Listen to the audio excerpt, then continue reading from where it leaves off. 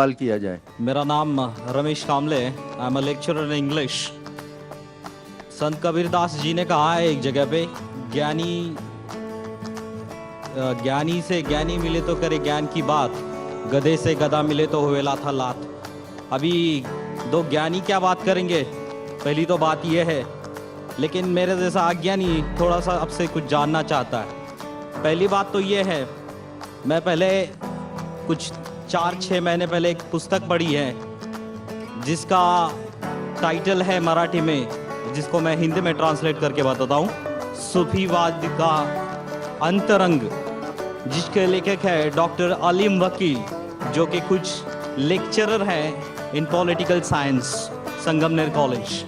और उन्होंने उस बुक में क्लियरली ये माना है कि सूफीवाद और मुस्लिम, इस पर बुद्ध धर्म का बहुत प्रभाव है, बुद्ध के विचारों का बहुत प्रभाव है। So I just want to know and your argument in that favor. So is it true or false?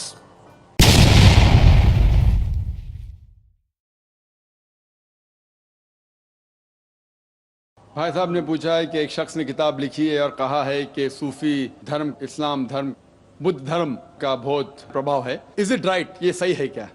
पहला चीज, इस्लाम को जानने के लिए आपको तहकीक करना चाहिए इस्लाम की किताब के बारे में। सबसे अव्वल किताब है कुरान। जो मैं कहता हूं इस्लाम में, वो कोई मानी रखता ही नहीं। Doctor Zakir Naik is zero in Islam. इसीलिए मैं तकरीर में कहता हूं कि मैंने कह रहा हूं कुरान में लिखा है चैप्टर 5 वर्स नंबर 90 में शराब पीना हराम है। जो आप शख्स का जिक्र कर रहे हैं, मैं उनके बारे में कभी पहले सुना नहीं।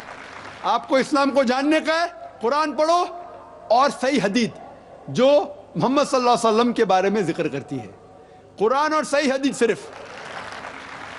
इसके बाद जो भी इंसान कुछ भी बात करता है, अगर कुरान के हवाले और सही हदीस के हवाले से करता है तो उसकी बात मानो, अगर नहीं करता है उसको फेंक दो, चाहे वो डॉक्टर हो, इंजीनियर हो, लेक्चरर हो।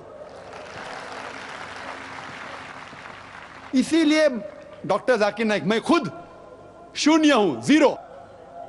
इसीलिए तकरीर में जब मैं इस्लाम की बात करता हूं तो कुरान का हवाला देता हूं, सही हदीस का देता हूं। हिंदुइज्म की बात करता हूं, वेद का हवाला देता हूं, उपनिषद का देता हूं। क्रिश्चियनिटी क्या करता हूं, बाइबल का देता हूं। जो आप जिक्र कर रहे, जो किताब का मैं कभी पहले सुना नहीं हूं, लेकिन इस बात को मैं मानता हूं, ये कहता हूं कि बुद्ध धर्म और इस्लाम में यकसानियत है। लेकिन मैं ये कहना चाहता हूं, इस्लाम मजहब नया मजहब नहीं है, बुद्ध धर्म से पहले आ चुका है।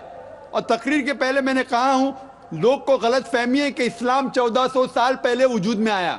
नहीं, वो बहुत पहले से, इंसान जमीन पे कदम रखने से पहले आदम अलैहिस्सलाम ने पैगाम दिया इस्लाम का, नूह अलैहिस्सलाम ने दिया इस्लाम का, मूसा अलैहिस्सलाम ने दिया इस्लाम का, ईसा अलैहिस्सलाम ने इस्लाम का, मोहम्मद सल्लल्लाहु अलैहि वसल्लम इस्लाम का। तो लोग को गलत फहमी है कि इस्लाम 1400 साल पहले आया।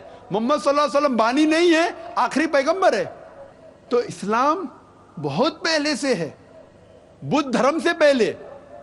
कुछ लोग कहते हैं कि क्या बुद्धा अल्लाह के पैगंबर है, उनका नाम से जिक्र कुरान में नहीं है। तो मैं नहीं कह सकता हूं है क्या, नहीं हो भी सकते, नहीं भी हो सकते, मैं नहीं जानता हूं। लेकिन अगर है भी तो उस वक्त के लिए थे, उन लोगों के लिए। कुछ बातें यकसा होंगी, कुछ बातें, और मैंने उसके पर तकरीर की है। उसका मतलब ये नहीं कि इस्लाम उससे प्रभावित है। तो मैं ये कहता हूं कि अगर मानवी लोग के गौतम बुद्ध खुदा के पैगंबर थे, वो उस वक्त के लिए थे, उन लोगों के लिए थे, आज के लिए नहीं। आज हमें मानना चाहिए आखिरी कलाम कुरान और आखिरी पैगंबर मोहम्मद सल्लल्लाहु अलैहि वसल्लम, वो सारी इंसानियत के लिए, चाहे आप हिंदुस्तान में रह रहे, अमेरिका में या इंग्लैंड में।